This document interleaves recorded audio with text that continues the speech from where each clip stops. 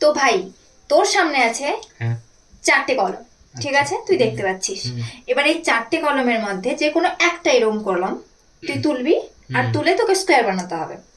চারটে আছে, চারটের মধ্যে যে কোনো একটা, কোনো ওইভাবে আচ্ছা যে দুটো তিনটে আচ্ছা ওইভাবে আচ্ছা। উঠবে ওরম না। খুব সিম্পল ব্যাপার কিন্তু। আর স্কোয়ার মানে তুই জানিস আশা করি। হুম হুম। তো তো কর। স্কোয়ার কিভাবে বানানো যায়?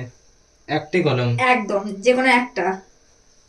তো একটি কলম দিয়ে কি করে হবে? তবে এটা এখানে ম্যাথস এর মতো দেখলে হবে না, এটা কাইন্ড অফ তোকে গুগলি রাউন্ডের মতো দেখতে হবে, যে একটু মাথাটা একটু অন্যরকম ভাবে খাট, ওইভাবে নয়, চেষ্টা কর, একটি হবে হবে। কলম দিয়ে আমরা তো ত্রিভুজ বানাতে পারি। আর কি বানাতে পারি? আর যদি তুই কিছুতেই তো পারিস, হবে না।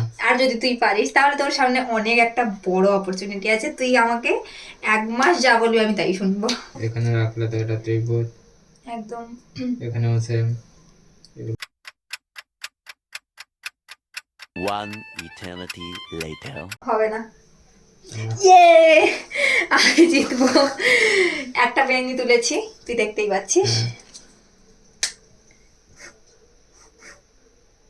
লে, স্কোয়ার হয়ে গেল। এটা তো চিটিং হলো। চিটিং কি চিটিং?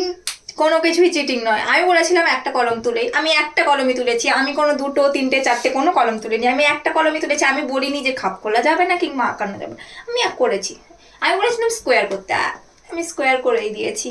তো কারা কারা আগে থেকে জানতেন এটা? তো আমরা একটাই কথা বলবো, let's subscribe, subscribe, like, like and comment. Comment and share. চলুন, এইভাবে বাই। যদি ভিডিও দেখতে চান তাহলে আমাদের খুবই ভালোবাসা দিন। বাই।